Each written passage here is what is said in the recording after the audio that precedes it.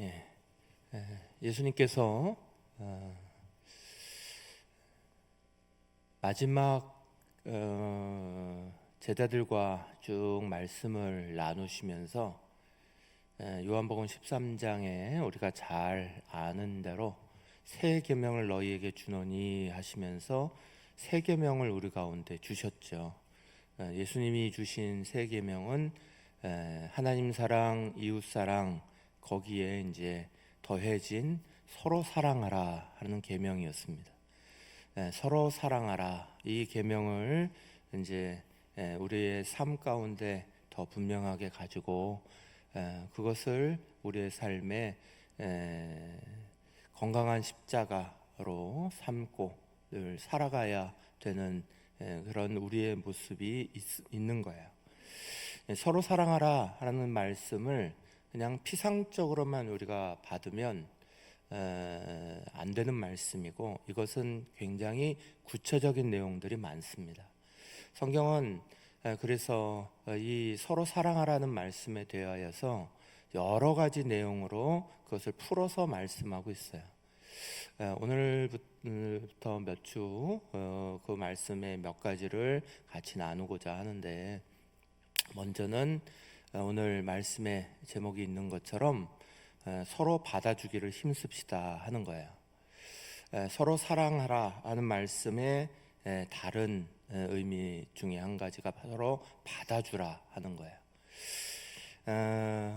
1세기 로마 교회가 세워졌을 때, 초대교회라고 말하는 1세기의 교회가 세워졌을 때 로마의 자리는 로마의 평화라는 것이 세계를 이렇게 덮고 있었습니다. 팍스 로마나라고 말하죠. 로마의 평화. 그런데 그 로마의 평화는 겉으로 볼 때는 대단히 안정적이었어요. 무력으로 다른 나라들을 다 눌러놓고 있었기 때문에 로마 안에서도 밖에서도 굉장히 평화로워 보였습니다. 그런데 그 평화 속에 살고 있는 사람들은 진정으로 그럼 그 마음 속에 위로를 받고 항상 평안했느냐? 그렇지 않았죠. 로마 안에 살고 있던 사람들은 향락 속에 공허함이 가득했고, 그래서 무언가를 계속해서 채워도 채워지지 않는 그 공허함 속에 살아가고 있었고, 로마 바깥에 살고 있던 사람들은 불안함과 또 항상 뭔가의 염려 속에, 억눌림 속에 살아가고 있었습니다. 그게 로마의 평화였어요. 겉으로 보기에는 조용했습니다. 그러나 그들의 마음 속에는 진정으로 예수에 대한 진정으로 마음속에 평화라는 것을 가지지 않았어요. 예수님께서 십자가에 달려 돌아가시고, 그러고 나서 그 십자가에 죽으신 다음에 수많은 사람들이 십자가를 부인하지 아니하고 교회 앞에 그 죽음의 자리, 교회를 핍박하는 상황 속에서도 그 자리로 나온 이유는 그 로마 안에서의 겉으로 포장되어 있는 평화 속에 찾을 수 없는 그 공허함 속에서 로마 사람들은 교회 앞으로 나왔고, 밖에 있는 사람들은 평화로 위장되어 있는 것 속에 있는 그 수많은 억눌림 속에서 예수님 앞으로 나온 거예요. 우리의 삶이 겉에는 이렇게 안정되어 있는 것처럼 보이고 평안한 것처럼 보여도 그 속에 정말 우리가 원하는, 우리가 기뻐하는 주님이 주시는 진정한 평화를 담아내지 못하면 그것에 대해서는 우리는 늘 갈망하는 마음을 가질 수밖에 없는 겁니다. 로마에 있는 교회에다가 편지할 때 이 바울은 로마의 교회를 향하여서 로마서 16장 3절에서 5절에 보면 로마의 희망이 바로 이 로마에 있는 교회들 밖에 없다 하는 것을 밝혀요. 로마서 16장 3절에서 5절 상반절입니다. 너희는 그리스도 예수 안에서 나의 동역자들인 브리스가와 아굴라에게 문안하라. 그들은 내 목숨을 위하여 자기들의 목까지도 내놓았나니 나뿐 아니라 이방인의 모든 교회도 그들에게 감사하느니라. 또 저희 집에 있는 교회에도 문안하라 그랬어요. 교회 안에, 그 교회로 말미암아 나뿐 아니라 밖에 있는 모든 사람들도 그들에게 감사한다 얘기합니다. 로마 안에 있는 교회는 당시에 굉장한 어려움에 있었음에도 불구하고 그 로마에 있는 교회로 말미암아 많은 사람들이 감사를 느끼고 위로를 느꼈다는 거예요. 로마에 있는 교회는 많은 사람들에게 이런 위로의 자리를 주기 위하여서 그들의 삶의 자리 안에 어렵고 힘든 자리가 분명히 열려 있음에도 불구하고 이 자리를 바꾸는 분명한 태도를 가지고 있습니다. 로마서 16장에서 바울이 이렇게 그 로마 교회에다가 인사를 전하고 있는 것처럼 그 이야기가 나오고 있는 이유는 로마서 14장, 15장, 오늘 우리가 읽은 15장에 나타나고 있는 그들의 로마 교회가 가지고 있는 하나님 말씀에 대한, 특별히 예수님이 서로 사랑하라 한 것을 실천하고 있는 것에 대한 감사 표시예요. 그들이 그것을 실제적으로 많은 사람들에게 열어놓고 그들이 많은 사람들을 받아들이고 서로가 서로를 받아주고 있는 모습이 많은 사람들에게 위로가 되고 있는 거예요. 이들이 어떻게 그들을 받을 수 있나? 제일 중요한, 가장 중요한 원칙은 로마서 15장 7절 말씀이에요. 우리가 같이 한번 이 중요한 말씀을 같이 읽겠습니다. 그러므로 그리스도께서 우리를 받아 하나님께 영광을 돌리신과 같이 너희도 서로 받으라. 아멘. 로마 교회의 가장 중요한 건 그리스도께서 우리를 받아 라고 말씀하시는 부분이에요.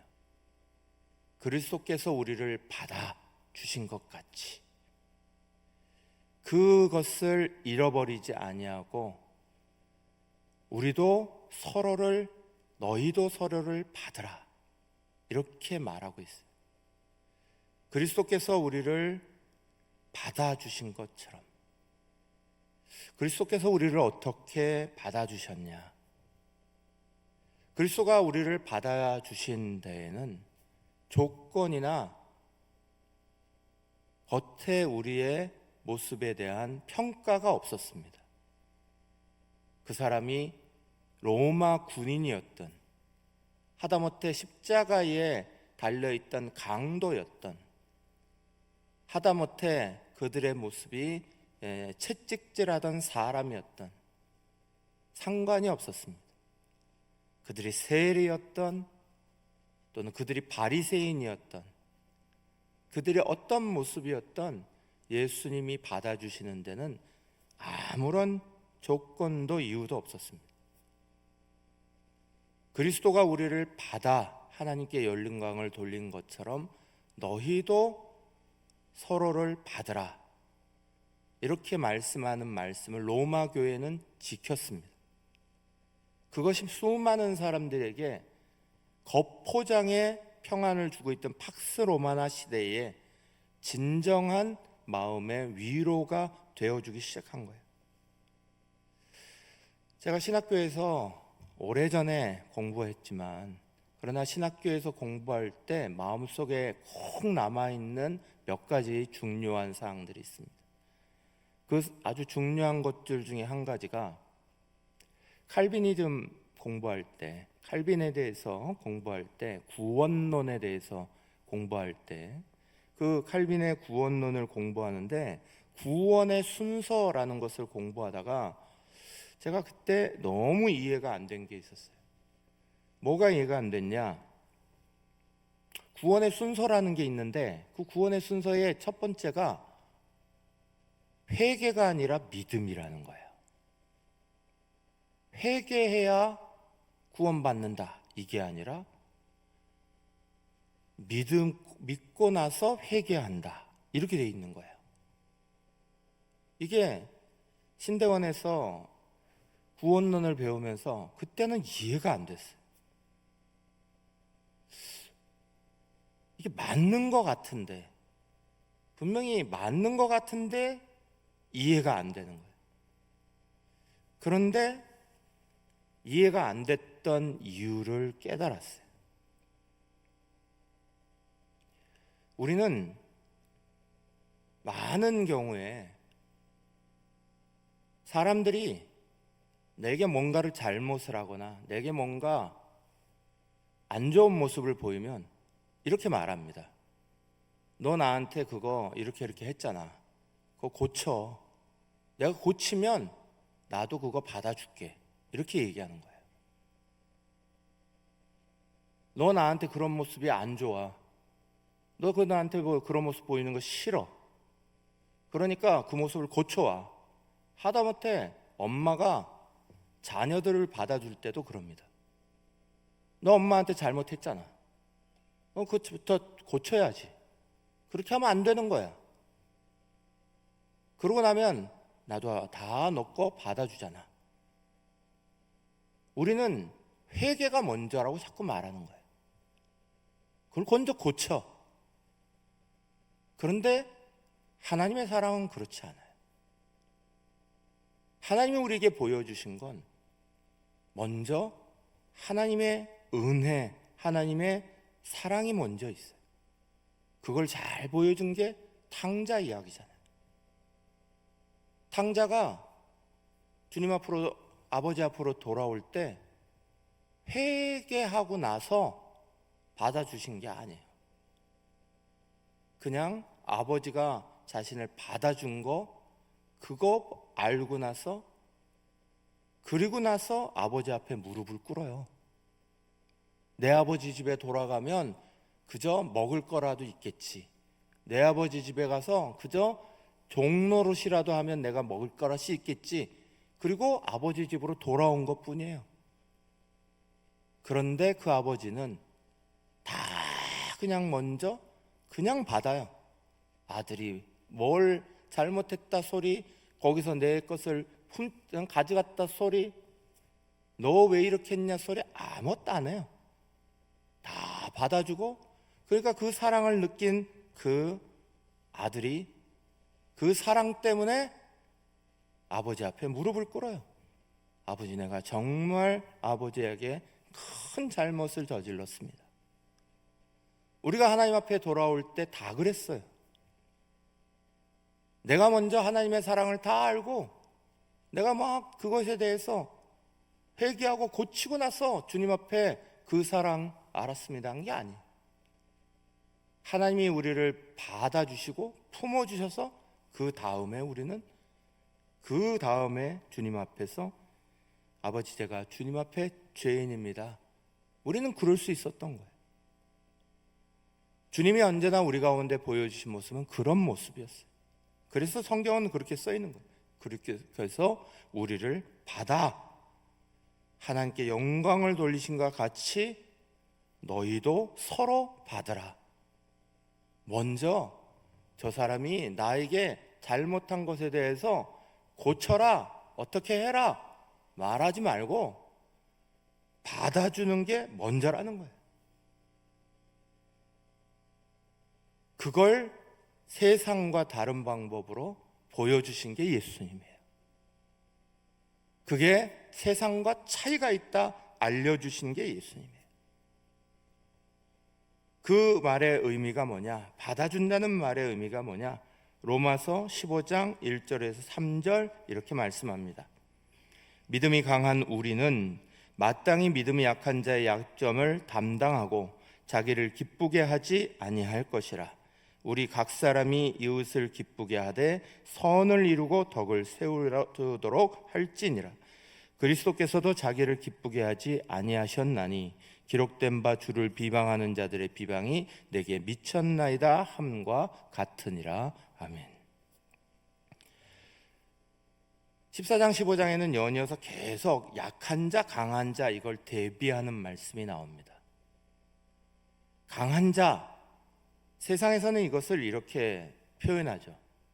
만약 씨름판이라면 씨름에서 이기는 사람이 강한 자예요. 우리나라 잘하는 양궁 또 축구, 지금 한참 축구가 그러고 있는데 축구에서 강한 자, 골 넣는 사람이고 이기는 팀이에요. 사업가들 세계에서 강한 자, 예리한 투자 잘하고 경영 능력 좋고 성과 잘 내고 강한 사람이에요. 그러나 성경이 말씀하고 있는 강한 사람은 그런 사람이 아니에요.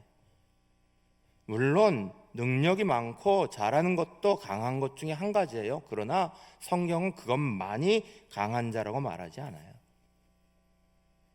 로마서 오늘 우리는 15장 1절부터 7절을 읽었습니다. 그런데 로마서 14장부터 약한 자에 대해서 쭉 나옵니다. 연약한 자에 대해서 쭉 나오는데 그 중에 대비돼서 로마서 14장 8절에는 강한 자를 이렇게 기록하고 있어요. 우리가 살아도 주를 위하여 살고 죽어도 주를 위하여 죽느니 그러므로 사나 죽으나 우리가 주의 것이로다 그랬어요.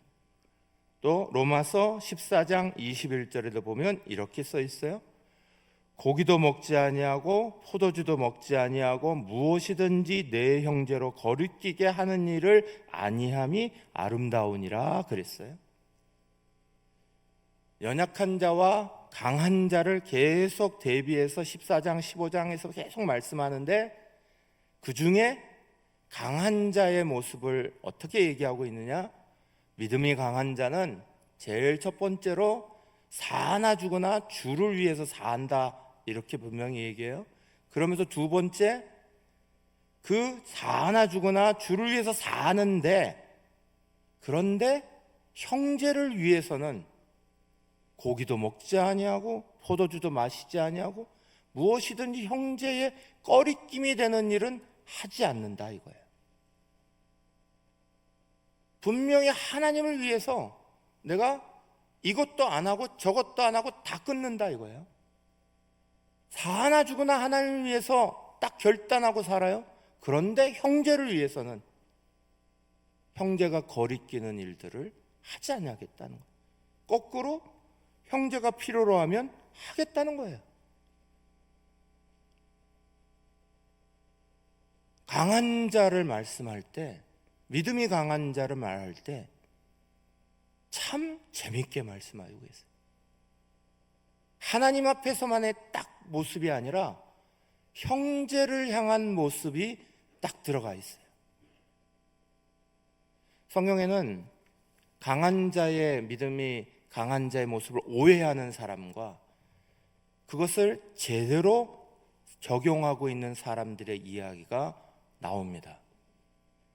성경을 믿음이 강한 자라는 것을 오해하는 사람들의 첫 번째 모습은 간음하는 여인 잡혀온 현장에서 보면 알 수 있어요.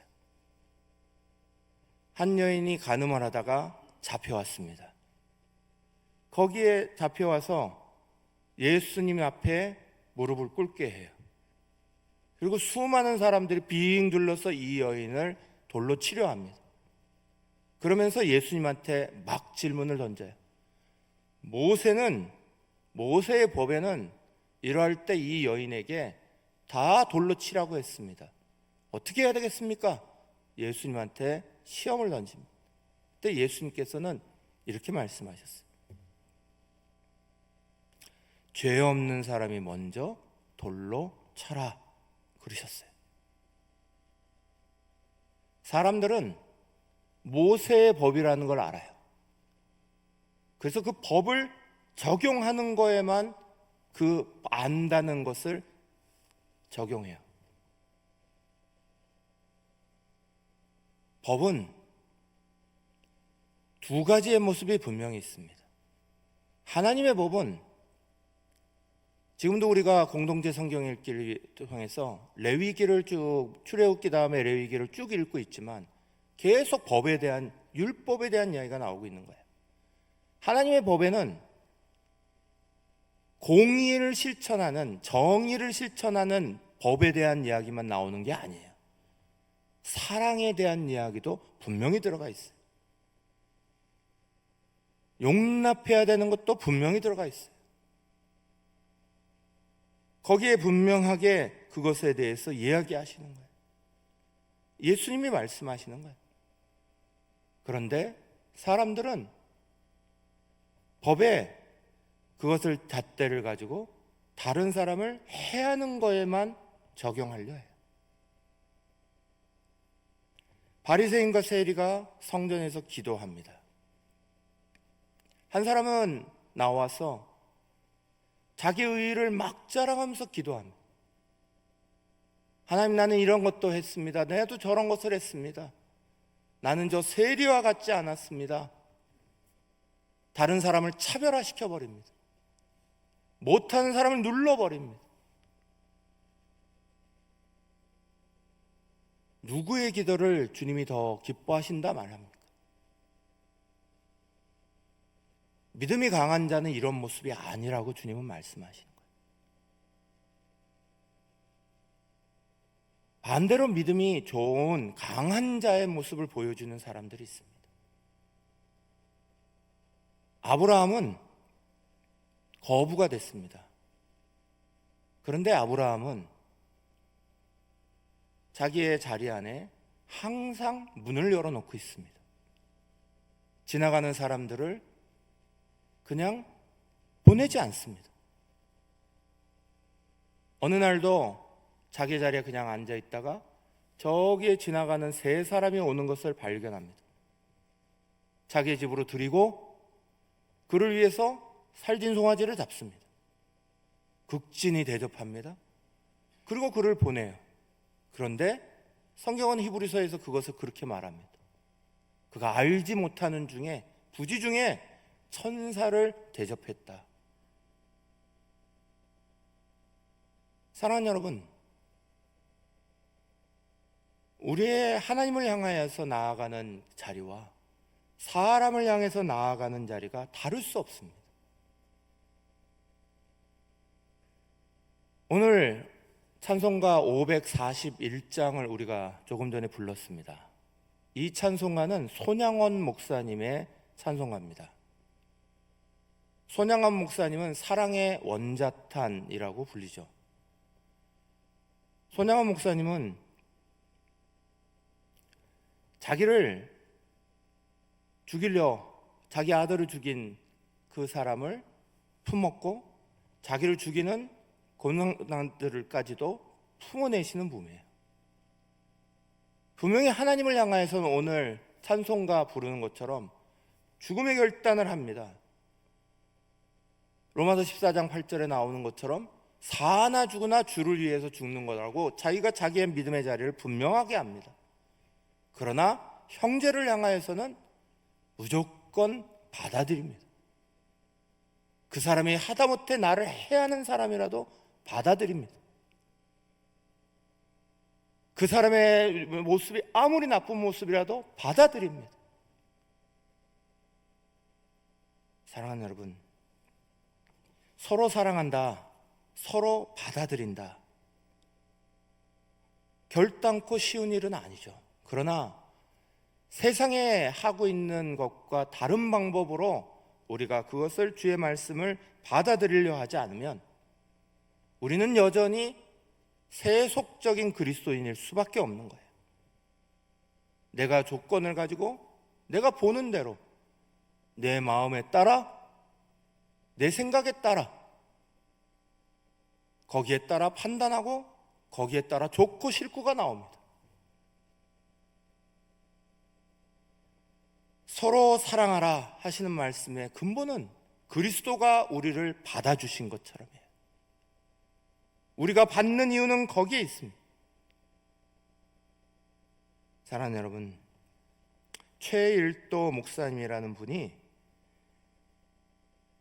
참으로 소중하기에 조금씩 놓아주기라는 책을 썼어요.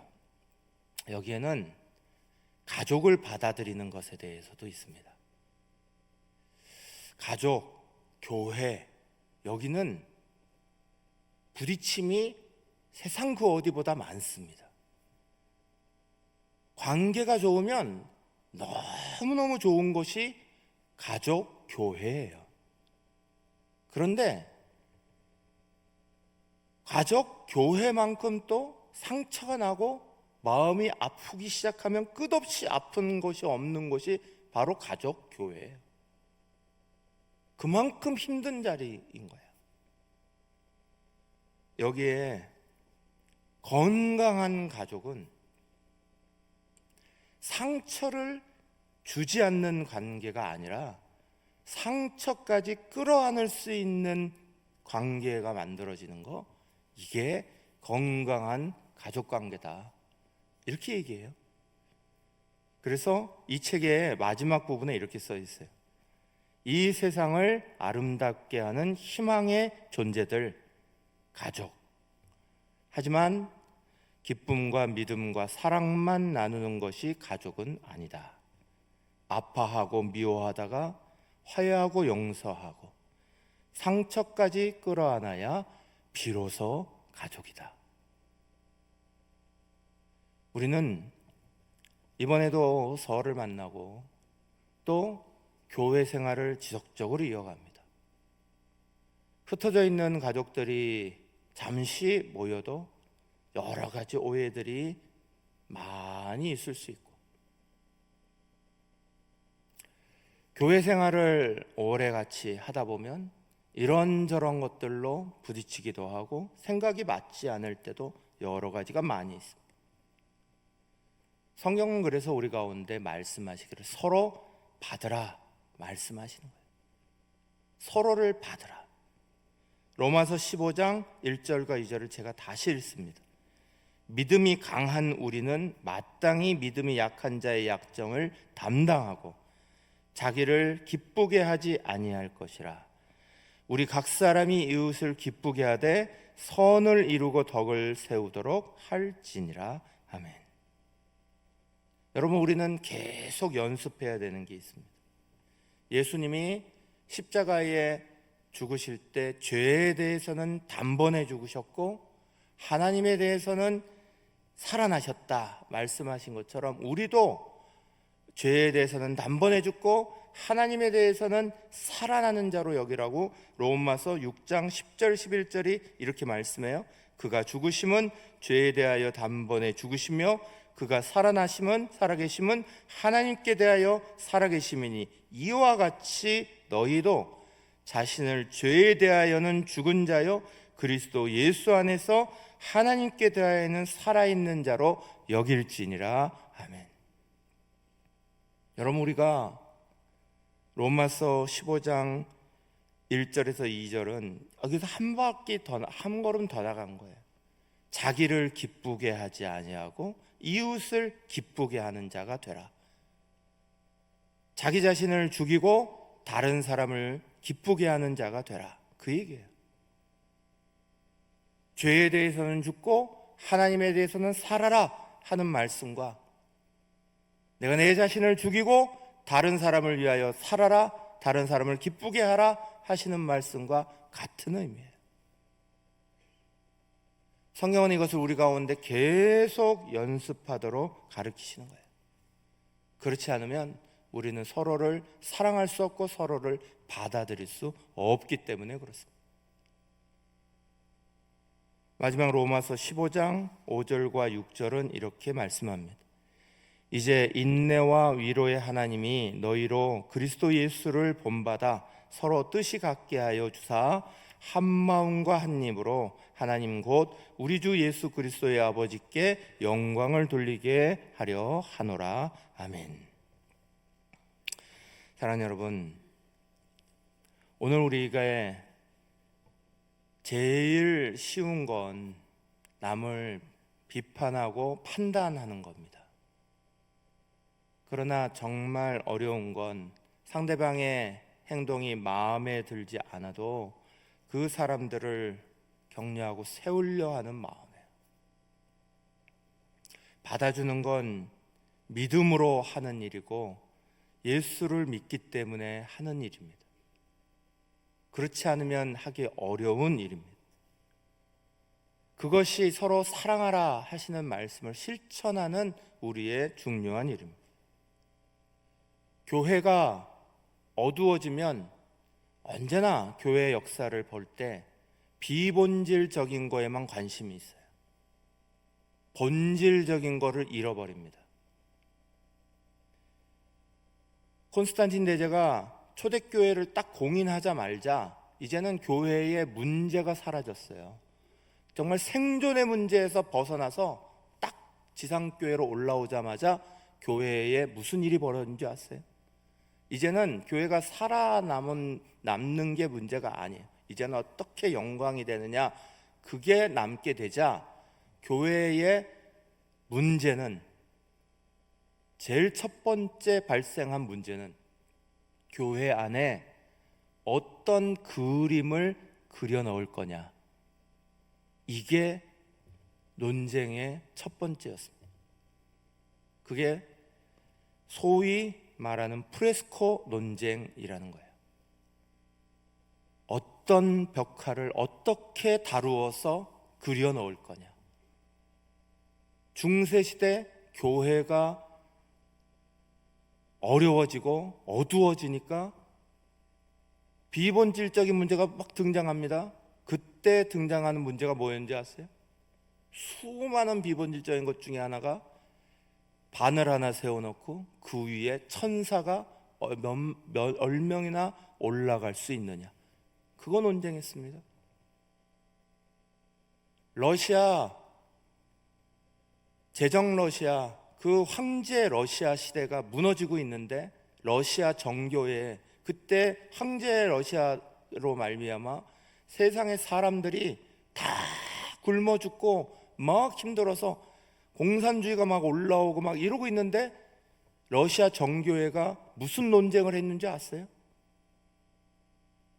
정교회들의 사제의 옷의 길이는 얼마여야 하느냐, 이걸 논쟁하고 있었어요. 교회가 서로 사랑하라, 말씀을 어떻게 지켜가라, 거기에 관심을 두지 아니하고 성도들이 우리가 어떻게 말씀에 순종할 것이냐, 거기에 관심을 두지 아니하면 비본질적인 거에 빠지고 자기의 생각, 자기의 기호, 자기의 관심에 빠져들어서 엉뚱한 것에만 쫓아나가기 시작하면 하나님의 영광을 다 가리게 되는 거예요.